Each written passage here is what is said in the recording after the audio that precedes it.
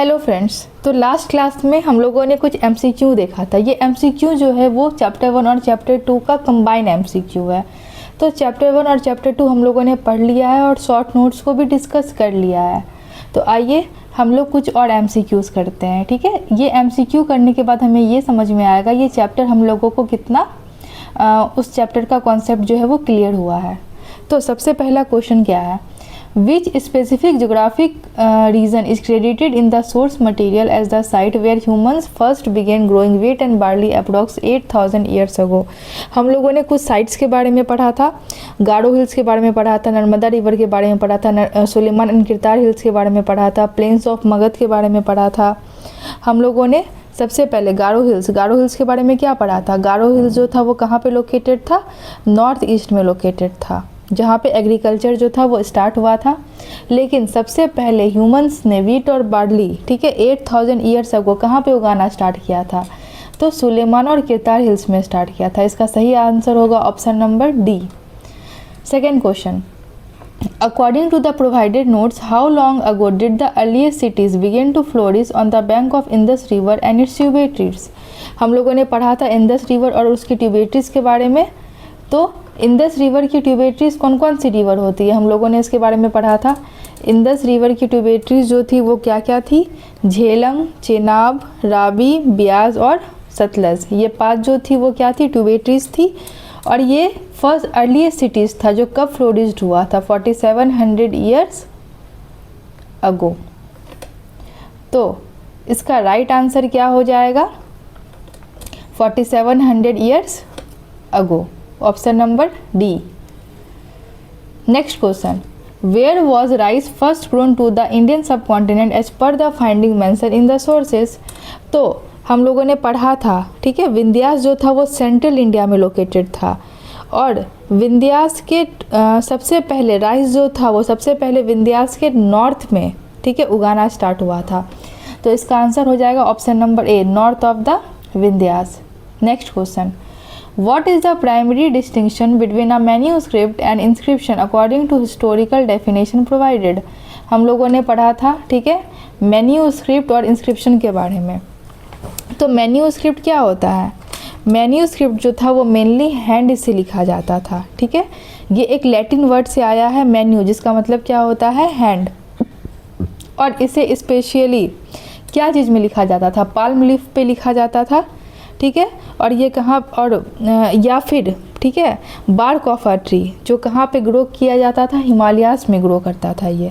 और इंस्क्रिप्शन क्या होता था, तो ये हार्ड सरफेसेस पे लिखा जाता था जो बहुत लंबे टाइम तक सरवाइव कर रहे हैं, ठीक है, जैसे कि स्टोन पे लिखा जाता था या मेटल्स में लिखा जाता था। तो ये डिफरेंसेस था मैन्यूस्क्रिप्ट और इंस्क्रिप्शंस के बीच में। तो इसका आंसर क्या होगा, option number D, the hardness of the surface material. क्योंकि एक जो था वो क्या चीज़ में लिखा जाता था, लीफ पे, और लीफ क्या होता है, सॉफ्ट होता है। लेकिन जो इंस्क्रिप्शन था वो हार्ड सरफेस में लिखा जाता था। तो यही डिफरेंसेस था इन दोनों के बीच।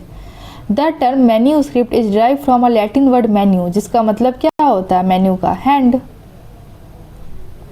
Which group of people is described as living in the northwest being mentioned in the Rigveda eventually give their name to the country? Okay, हम लोगों ने पढ़ा था, ठीक है, इंडिया का जो नाम है, पहला क्या है, इंडिया है, और दूसरा क्या है, भारत है, ठीक है। हम लोगों ने इन दोनों चीज़ों के बारे में पढ़ा था। इंडिया जो है वो कहाँ से आया है, रिवर इंदस से आया, जिसको हम लोग सिंधु बोलते हैं संस्कृत में। और भारत जो था, ठीक है, वो ग्रुप ऑफ पीपल के बारे में कहा गया है जो कहाँ पे सिचुएटेड थे, नॉर्थ वेस्ट में, जिसके बारे में ऋग्वेद में मेंशन किया गया है। उन लोगों ने हमारे देश को क्या बुलाना स्टार्ट किया था, भारत। तो इसका राइट आंसर क्या हो जाएगा, ऑप्शन नंबर ए, भारत।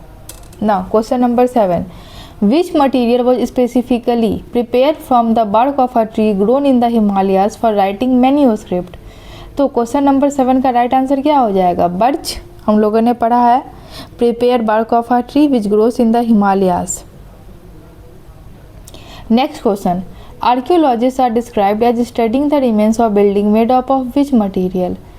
तो आर्कियोलॉजिस्ट ने किस चीज़ों के बारे में पढ़ा है कि बिल्डिंग जो था वो किन मटेरियल्स का बना था? तो इसका राइट आंसर क्या हो जाएगा? Stone and brick. What does the term source specifically refer to the context of historical information according to the notes? अब देखो, मैंने सोर्स के बारे में भी बताया था, मैंने नोट्स में भी मेंशन किया है। सोर्स हम लोग किसे बोलते हैं? ठीक है, ये हमें वो इन्फॉर्मेशन प्रोवाइड करता है जो हमें किन किन चीज़ों से मिला है, मैन्यूस्क्रिप्ट से मिला है, इंस्क्रिप्शन से मिला है और आर्कियोलॉजी से मिला है। तो इसका राइट आंसर क्या हो जाएगा? Option number C, approx. Next question, approx when did Iranians and Greeks come through the north west leading to the name of the India? तो इरानियंस और ग्रीक जो थे वो नॉर्थ वेस्ट से कब आए थे? अराउंड किस साल से में आए थे? ठीक है, तो around 2500 years ago. Question number 11, which of the following is not listed at a tributary of the Indus river in the provided map notes? तो कौन सा रिवर जो है वो मेंशन नहीं है? तो कौन कौन से रिवर मेंशन है? तो चेनाब है, ठीक है, झेलम है, चेनाब है, रावी है, ब्यास है और सतलज है। तो कौन सा रिवर मेंशन नहीं है? तो क्या हो जाएगा आंसर इसका? Option number A, Chambal. Next question, the people living along the Narmada river for several 100,000 year were describe as having a specific skill? तो उन लोगों का स्किल क्या था? वो लोग स्किल्ड गैदरर्स थे, उन्हें पता था कि आसपास में क्या क्या चीज़ों को खाना है और कौन कौन चीज़ों को नहीं खाना है, किन किन चीज़ों को कलेक्ट करना है और किन किन चीज़ों को कलेक्ट नहीं करना है। Next question, what is the Sanskrit name for the Indus river which serve as a root for the name India? तो इंडस रिवर जो था, ठीक है, इंडस रिवर से इंडिया जो है वो किससे आया है? ठीक है, सिंधु से आया, इंडस से आया, जिसको हम लोग सिंधु बोलते हैं संस्कृत में। तो इसका रूट वर्ड क्या हो जाएगा? तो ऑप्शन नंबर डी हो जाएगा, सिंधु, क्योंकि हम लोग इसे सिंधु ही बोलते हैं संस्कृत में। Which of this objects would an archaeologist most likely excavate to find based on the provided definitions? तो क्वेश्चन नंबर 14 का आंसर क्या हो जाएगा? क्वाइंस या वेपन्स हो जाएगा। बहुत सारे हम लोगों को क्वाइंस और वेपन्स मिले एज एविडेंस, जिससे हम लोगों को आज के बारे में पता चलता है। नेक्स्ट क्वेश्चन, मगध जो था वो डिस्क्राइब हुआ है as a large kingdom was located in which specific geographical relation to the Ganga river? तो मगध जो था वो गंगा रिवर से कैसे रिलेटेड था? तो मगध जो था वो कहाँ पे सिचुएटेड था? South of the river Ganga. हम लोगों ने चैप्टर 1 मैप 1 में पढ़ा है इन सब चीज़ों के बारे में। तो जब ये वीडियो ख़त्म हो जाएगा तो मैं एक बार मैप को भी डिस्कस कर लूँगी आप लोगों के साथ। Next, the notes define tributaries. Tributaries हम लोग किसको बोलते हैं? ट्यूबेट्रीज जो होते हैं वो स्मॉलर रिवर होते हैं, जो कि कहाँ पे फ्लो होते हैं? लार्ज रिवर में फ्लो होते हैं। तो इसका राइट आंसर क्या हो जाएगा? ऑप्शन नंबर सी, ट्यूबेट्रीज जो होते हैं वो स्मॉलर रिवर्स होते हैं। जैसे ये सब क्या है? इंदस का ट्यूबेट्रीज है, मान के चलते ये हमारा रिवर इंदस है, तो ये सब क्या ट्यूबेट्रीज है। तो ट्यूबेट्रीज में क्या क्या आएगा? झेलम, चेनाब, रावी, ब्यास, सतलज। तो ट्यूबेट्रीज जो होते हैं वो स्मॉलर रिवर होते हैं, जो कहाँ पे फ्लो होते हैं? बड़े से रिवर में फ्लो हो जाते हैं।